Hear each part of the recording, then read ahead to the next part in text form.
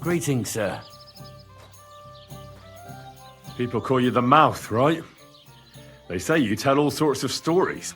I'm no mouth to you. My name is Denyek. Got that? What do people call you then? Bughead?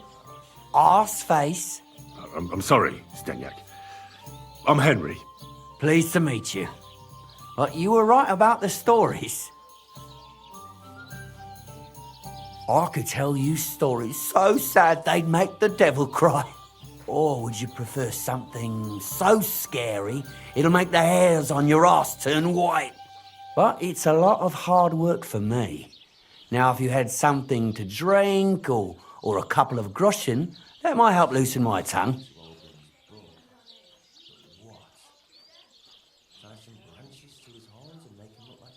I know quite a few stories myself. How about a trade?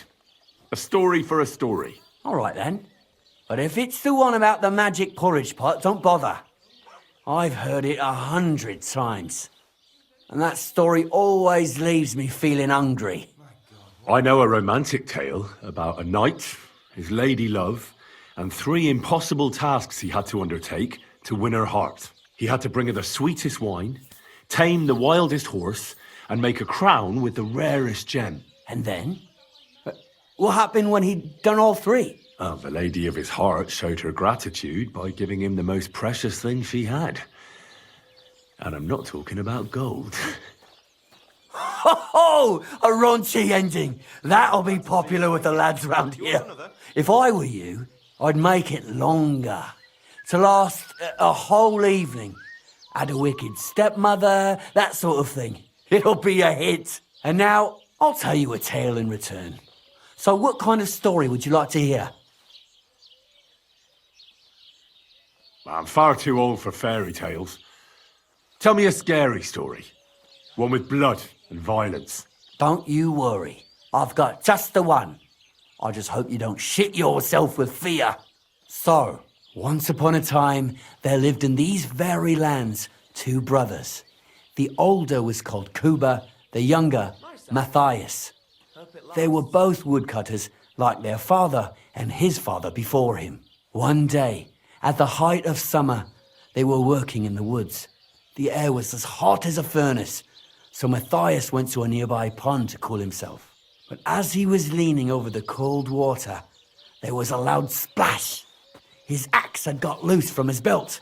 In haste, he began to search the muddy bed of the pond, and his hands soon touched something hard and heavy. He pulled it out and could not believe his eyes. He pulled out an axe. Yes, but not his old one. It was an axe made of pure silver. Good God. I'd grab that without a second thought. Maybe you would, but Matthias would never. He was an honest man, and with a big swing he threw the silver axe back. He searched the pond again, and this time he pulled out his own axe. Nothing but dull iron and old wood. I reckon that was the right choice. Who knows who the silver axe belonged to? Well, quite. Listen on. Matthias was just about to leave when suddenly a water goblin came out of the pond, silver axe in his hands, and he said, "You're a righteous man, Matthias, and for your honesty, you may keep both axes." Matthias, not hanging around for the goblin to change his mind, took up both axes, gave us thanks, and ran to tell Kuba all about it. Kuba, however, was not best pleased with his little brother's fortune. He deeply envied Matthias for his newfound wealth. So, he set out to try the same thing.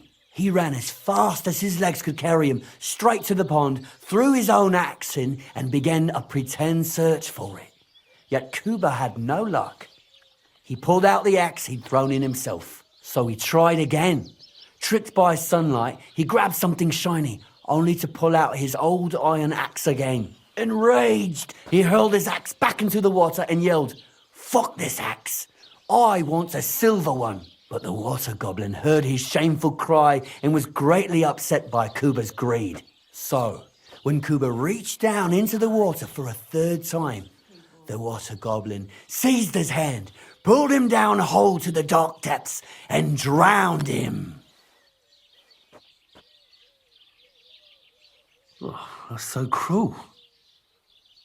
I feel sorry for Kuba. Aye, and so did Matthias. He went to the water goblin and begged for his brother's body so he could take him home and bury him. But the path back from the pond led over a steep hill, and carrying the weight of the waterlogged body exhausted Matthias. He stopped to rest by an old oak tree, and he used a silver axe to cut off a branch that would serve as a walking stick. But it wasn't enough. Somehow, it was still getting harder to continue up the hill. Then Matthias realized it wasn't his brother's body that was weighing him down. It was the silver axe. The axe was the cause of all this trouble. So he started bashing the silver axe against a big stone with all his might, trying to destroy it. Yet no matter what, he couldn't even make a dent. With the last of his strength, Matthias climbed to the top of the hill. He knew he could go no further, so he found a pretty spot with a view over the valley and dug his brother a grave. There, he buried both his brother and the silver axe that had brought such pain upon them. His final act was to stick the oak branch in the ground by the grave. But lo and behold, the branch grew green leaves and became a tree. The locals have had no dealings with the water goblin since then, but some have had the bad luck to bump into him. And when you walk by the pier, where it all happened, you can still hear his chuckling. That was a very nice story. Story? What story? It's the truth. Why hasn't anyone gone looking for the axe then? Because it brings misfortune. Didn't you listen to me at all? Look for yourself if you wish. Rock Tower Pond isn't far from here. The Water Goblin's Pier is somewhere among the reeds. But leave me out of it. I'm fine here with my drink. Well, sir.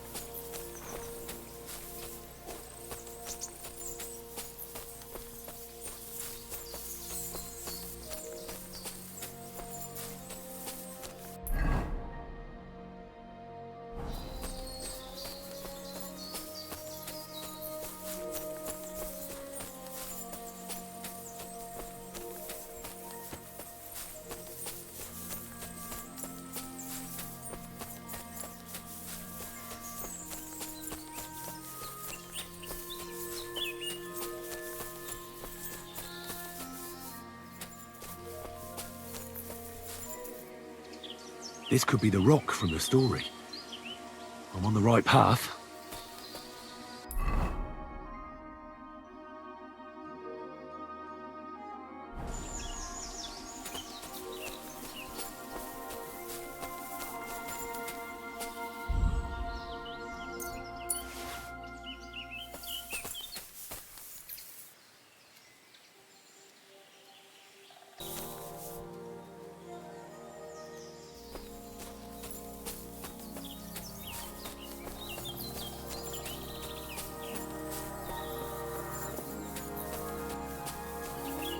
A grave under the tree, overlooking the valley. This must be where Kuba, Matthias's brother, is buried, together with the silver axe.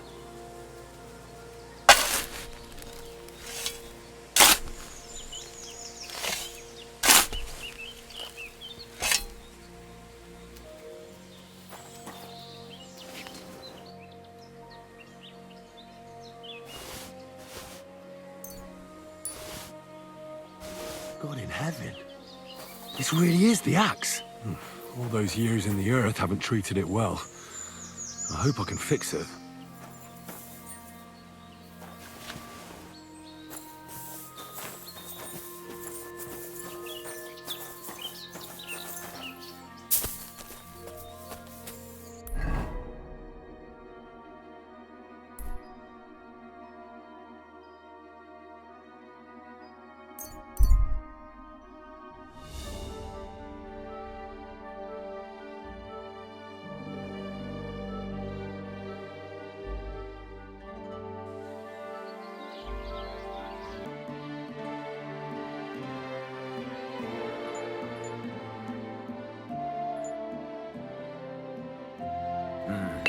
What can you do, sir? Maybe next time, then.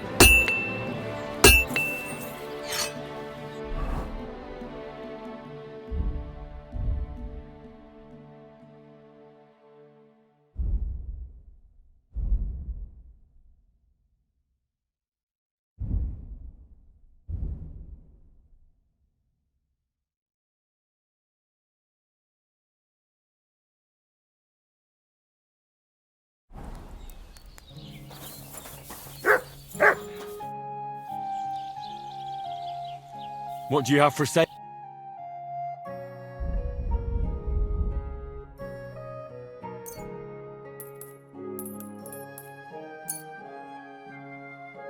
I'm glad you found what you were looking for, sir.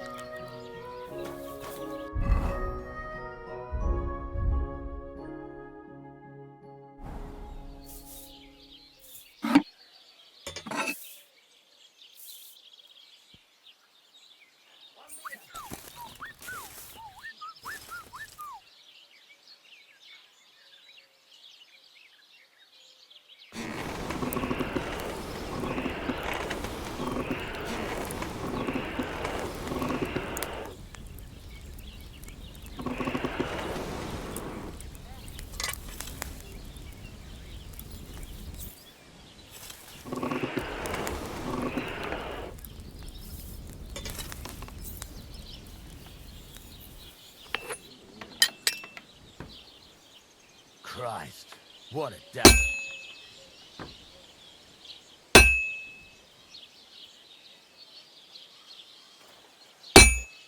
You silly doggy. It's already cooled off. It's not worth it.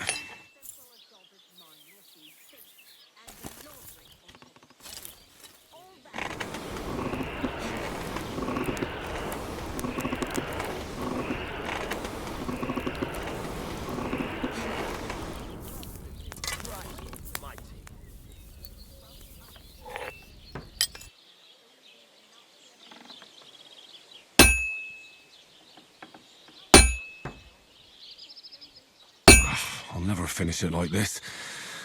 I should move it. I should do it more evenly.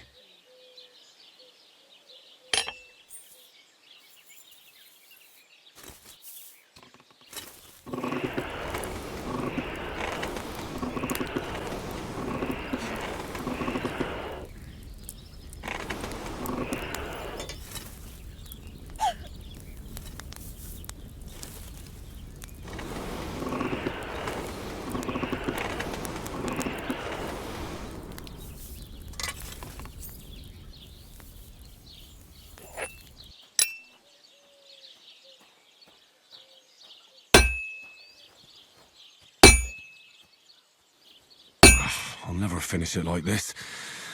I should move it.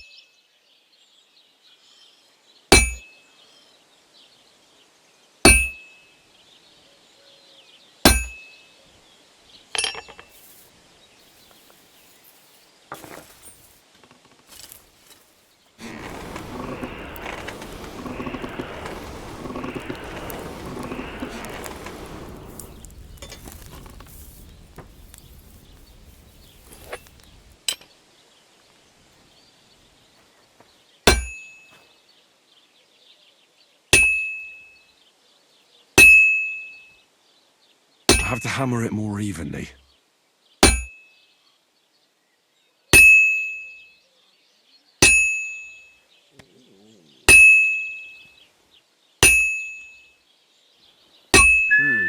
Well, see you around. Oh, I'll see you later. Well, I'm about halfway done.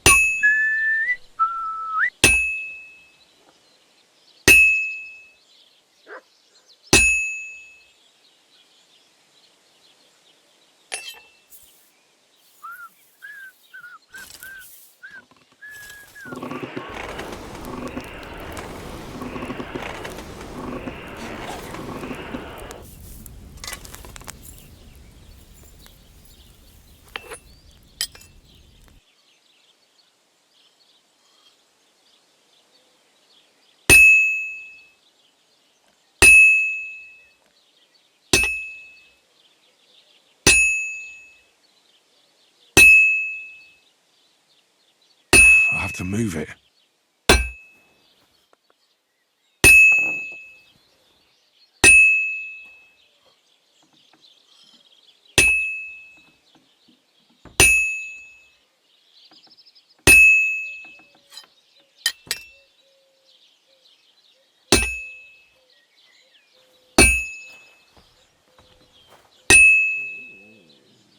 This'll be done in no time.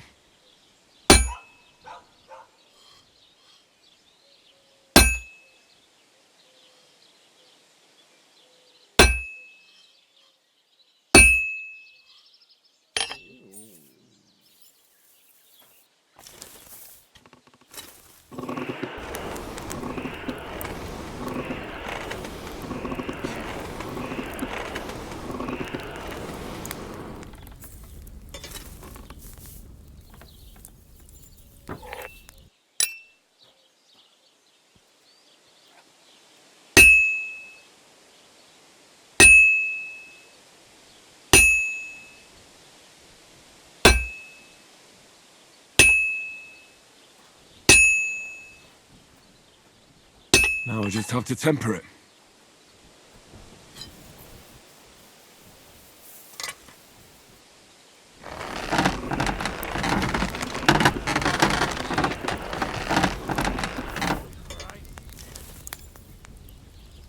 How's your sister? Why has she sick? I just wanted to know if she's feeling better. It was nothing, just a slight cold. Aye, a man would be calling for the priest, but women are made of stronger stuff.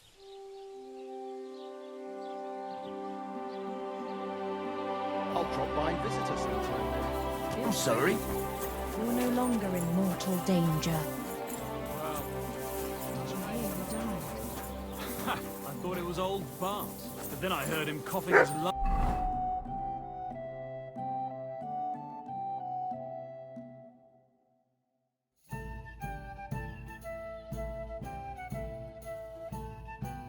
Up in the yard again today.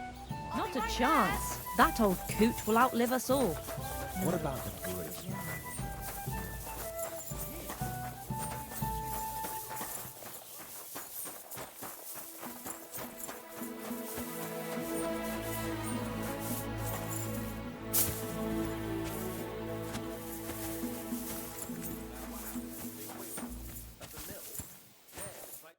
Good afternoon. I found the water goblin's silver axe. What do you mean? What axe? The one from your story. Two brothers, a silver axe, a water goblin. One brother got the axe, the other got drowned. You know. Wait, so you actually found it? Do you have it?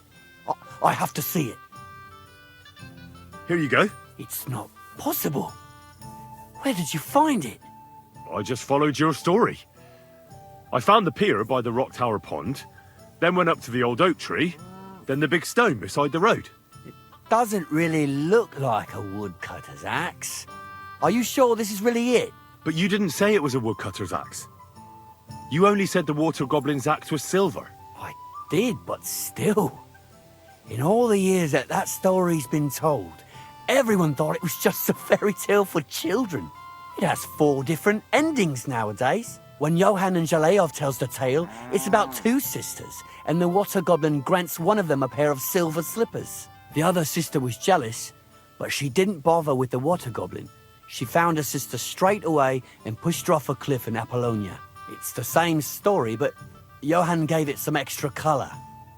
Best not go looking for the slippers too. Although, with your luck,